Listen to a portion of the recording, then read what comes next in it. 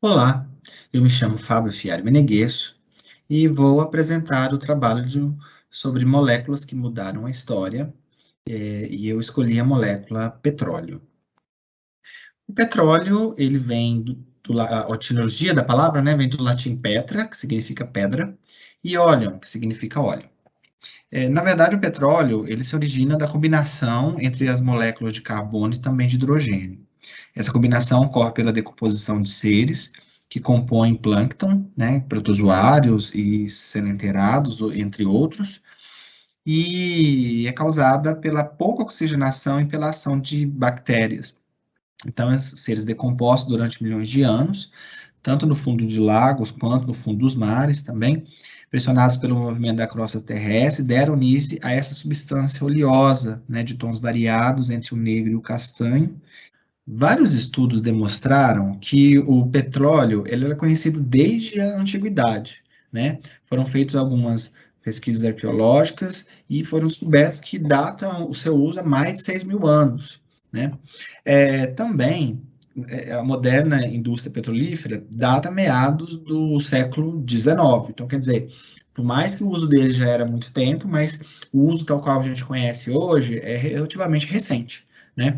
Em 1850, na Escócia, o James Young descobriu que poderia ser, através do carvão, também poderia ser extraído o petróleo. E ele começou a criar processos de refinação. Esse cara aqui é o Laurentine Drake, né? E aqui é o primeiro poço que ele descobriu, que isso foi em 1859, né? E ele era americano, né? O Edwin Laurentine Drake. O nome completo dele é Edwin Laurentine Drake. E ele perfurou o primeiro poço para a procura de petróleo na Pensilvânia. O poço revelou-se produtor e a data passou a ser considerada o nascimento da moderna indústria petrolífera. Mas por que o petróleo é tão importante? Por que eu escolhi essa molécula? Por que eu acho que ele é tão importante? E por que eu acho que o petróleo mudou as nossas vidas? Primeiro, porque a utilização do petróleo data de muito tempo, né? Acredita-se que Nabucodonosor ele teria utilizado betume, que é uma mistura de hidrocarbonetos, né? Insolúveis em solventes orgânicos, natural, né? Ou também pode ser obtido de processo de destilação. É, Tem alguns relatos que levam a entender que ele usava isso, né, como substância indispensável para proporcionar a liga para as massas das construções desses jardins lendários, como a gente vê aqui na foto, que eram os famosos jardins suspensos da Babilônia, né? Também os egípcios teriam feito uso do petróleo para embalsamar os mortos, e também alguns estudos mostram vestígios de uso do petróleo para a construção das pirâmides. Mas foi só no século XVIII que o petróleo começou a ser utilizado comercialmente. Então, no início, ele foi muito útil na iluminação, né? Então, as pessoas utilizavam o petróleo para fazer a iluminação.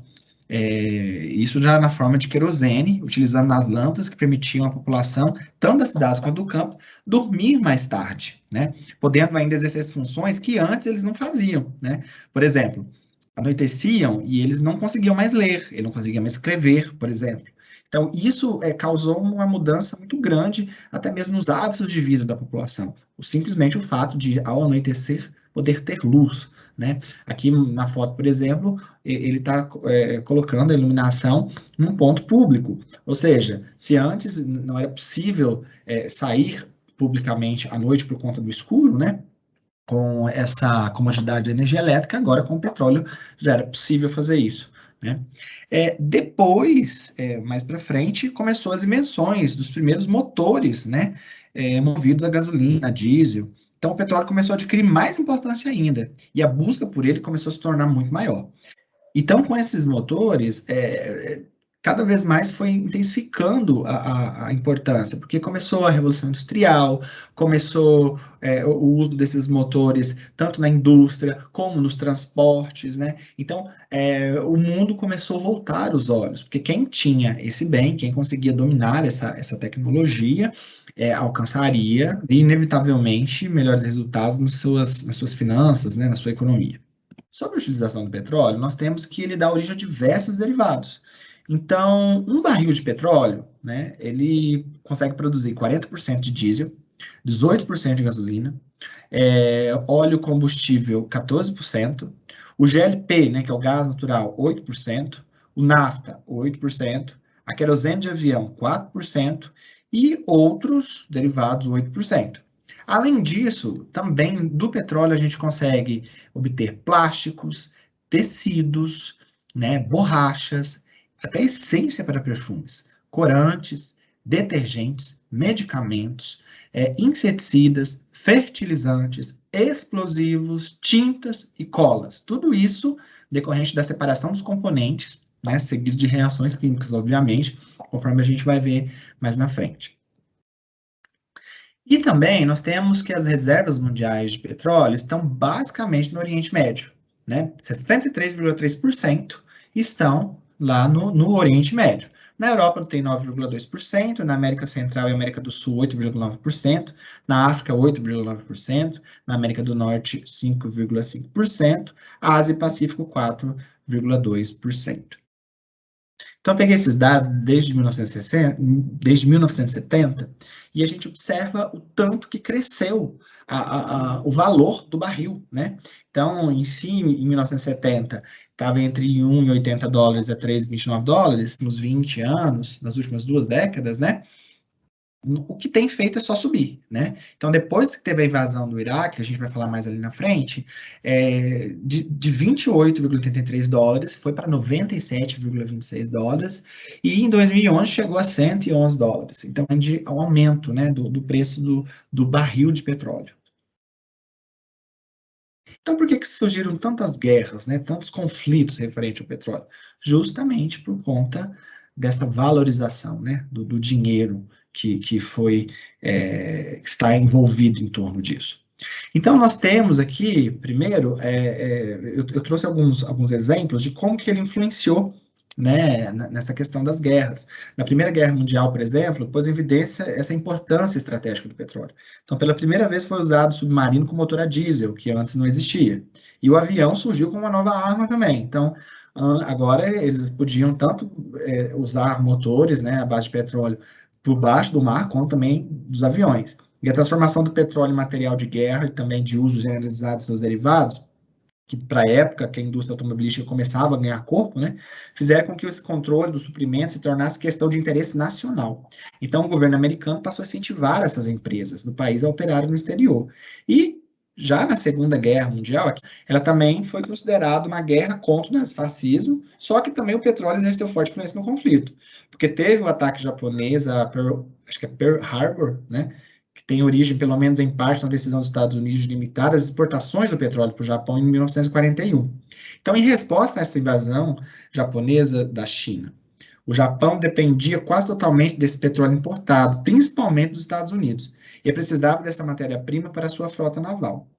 Já na Europa, o Azerbaijão, que era um país rico em petróleo, então parte da União Soviética, era um dos alvos da incursão alemã rumo ao leste em 1941. Então foi por causa dessa ofensiva que os alemães acabaram cercados e derrotados em Stalingrado, né, que foi um divisor de águas para a guerra.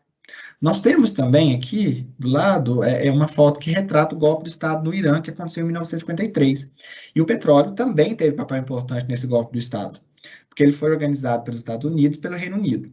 Então, esses dois países tentaram derrubar o primeiro-ministro eleito, Mohamed Mossadegh, e substituí-lo por Mohamed Reza Pahlavi, cujo reinado terminou quando esses fundamentalistas arianos chegaram ao poder em 79.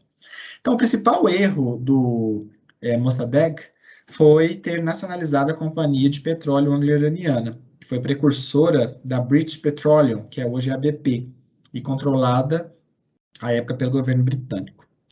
Temos também aqui um outro fator histórico muito importante, que foi a Guerra do Golfo, né?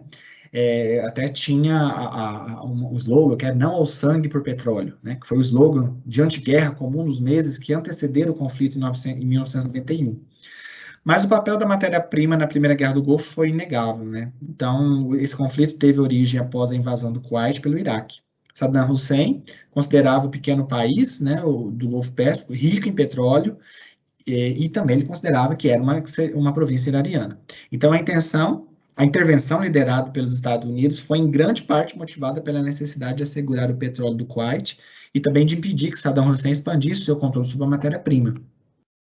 Depois a gente tem aqui, em 2002, a invasão do Iraque, né, onde o vice-primeiro-ministro do Iraque, Tariq Aziz, disse que as ameaças de ação militar contra o país envolviam o petróleo, que era uma percepção comum no mundo árabe naquele momento. O Iraque sempre possuiu grandes reservas, e muitos especialistas afirmam que a matéria-prima foi certamente um fator importante, se não a principal razão para a escalada da violência no país. Aí, em 2002, a revista britânica The Economist escreveu que, embora a alegação para a invasão do Iraque tenha sido as supostas armas de destruição em massa, né, que os Estados Unidos acusou que Saddam Hussein tinha, né, a abertura das enormes reservas de petróleo do país ao capital estrangeiro também teria motivado essa ofensiva americana. Outro fator, segundo a publicação, seria a suspeita de que Saddam também usava a renda obtida por meio da renda do óleo para financiar a expansão da sua influência estratégica na região. Então, o vice-presidente americano Dick Cheney, alertando, né, sobre essas ambições do Iraque, disse em agosto de 2002, ele falou o seguinte: Saddam Hussein busca dominar o Oriente Médio inteiro e tomar o controle de uma grande parcela dos suprimentos de energia do mundo, o que culminou na invasão do Iraque, né, e culminou na invasão do Iraque e todo aquele desmonte do regime de Saddam Hussein. E, continuando, né, na Síria e no Iraque, em 2011, o petróleo também foi uma das peças centrais do conflito envolvendo o grupo autodominado Estado Islâmico, tanto no Iraque quanto na Síria. Então, o petróleo é vendido a vários compradores, incluindo o próprio governo sírio, e intermediários que, por sua vez, vendem a matéria-prima na fronteira com a Turquia. Então, é esse comércio que a Rússia acusa a Turquia de querer proteger quando derrubou o caça Sukhoi 24. A Turquia, por sua vez, negou comprar o petróleo do Estado Islâmico. E aqui eu coloquei nessa imagem, na época, uma reportagem que o Putin deu, falando que a Turquia ia se arrepender, né, por estar comprando esse petróleo lá do Estado Islâmico. Então, ao longo dos anos, sempre teve questões muito relacionadas ao petróleo que levaram a grandes guerras que influenciaram o mundo todo economicamente, porque quando esse povo entra em guerra, né, consequentemente, isso mexe na economia mundial, né, mexe nos preços, nos investimentos e acaba chegando nas bombas de combustível e chegando até o nosso bolso, né? Por que isso? Porque o petróleo, atualmente, ele está sendo utilizado, ele e seus derivados, né, no nosso combustível, na gasolina. A gente não consegue trabalhar, né, sem isso. Ou de ônibus ou de carro, a gente precisa abastecer. Não, então a gente precisa do petróleo, é uma coisa que está diretamente ligada ao nosso dia a dia, né? O petróleo também, juntamente com o gás, mudou as nossas vidas. Quando a gente começou a dominar o fogo através do gás, né, a questão da comida, né, largar da lenha, largar do carvão. Então, a questão do gás natural também, que hoje é um grande peso, né, no orçamento doméstico, porque está cada vez mais caro. Então, assim, são coisas que atingem diretamente o nosso dia a dia, né? A questão também da greve dos caminhoneiros que teve, né, que começou a parar de chegar os combustíveis, começou a parar de chegar os suprimentos, né, e houve até aquela fila de carros, né, nos postos de gasolina, e eu coloquei até essa daqui, essa reportagem na época, que a greve dos caminhoneiros afetou o abastecimento em supermercados e paralisia a produção de frigoríficos. Então, quer dizer, essa greve, né, que eles fizeram começou a afetar vários segmentos, né, da sociedade, e chegou até a gente, né, que essa paralisação deixou ainda os postos sem combustível, né, e provoca altos preços dos alimentos, dizem entidades dos setores. Tudo isso tem ali a questão do combustível, a questão do abastecimento, que gira em torno do petróleo. Se a gente tirar hoje o petróleo para o mundo, né? Porque os caminhões que fazem todos os nossos suprimentos, basicamente aqui no Brasil, por exemplo, precisa do combustível, né? Nós, no nosso dia a dia, precisamos dos combustíveis, enfim, para que hoje a agricultura em larga escala possa acontecer, para alimentar as pessoas, precisa das máquinas, que precisa de combustível, toda a base de petróleo, né? Então, quer dizer, são muito poucas as iniciativas de outras fontes de energia renovável, né? Como, por exemplo, energia solar, energia eólica, né? Nós temos predominantemente hoje a energia à base de petróleo. Então, por isso que foi a molécula que eu escolhi diante de tantos fatores que interferem diretamente na nossa vida moderna, nosso dia a dia, né?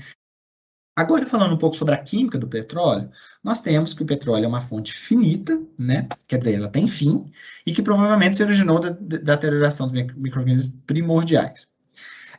Isso eu expliquei lá atrás, né? Mas resolvi retomar aqui para a gente ficar bem gravado essa questão.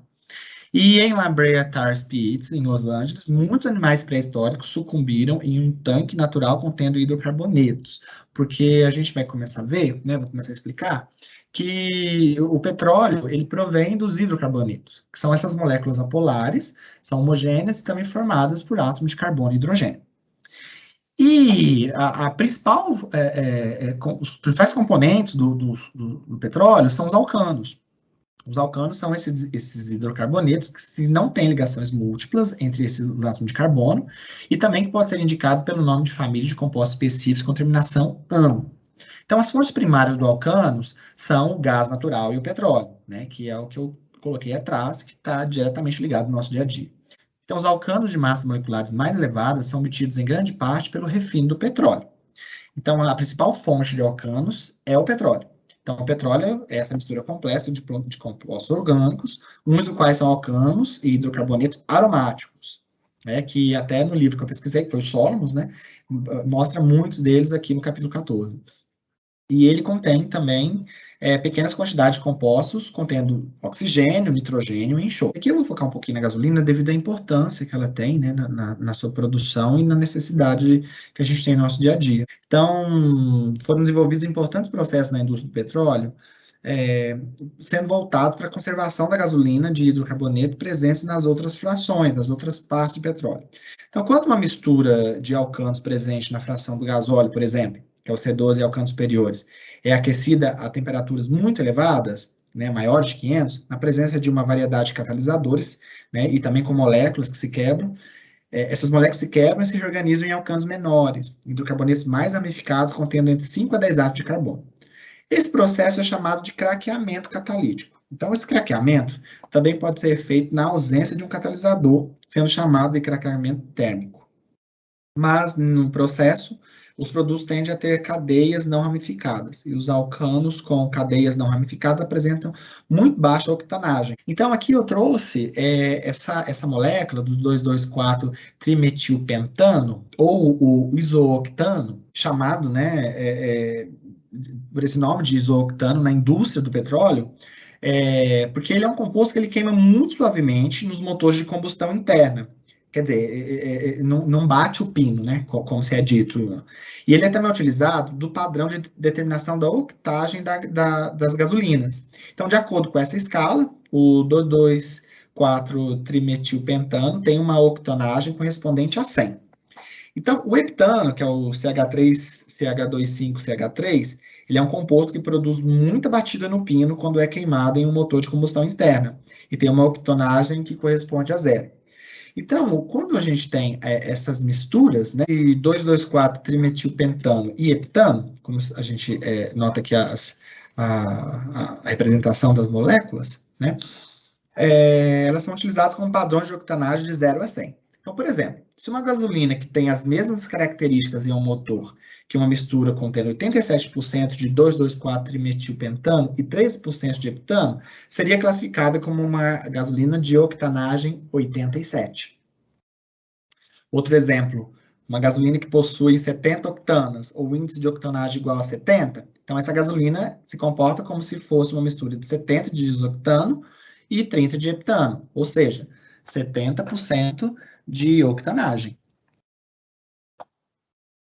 Falando um pouquinho sobre o refino do petróleo, nós temos que a primeira etapa do refino do petróleo é a destilação. Então, o objetivo, neste caso, é separar o petróleo em frações com base na volatilidade de seus componentes.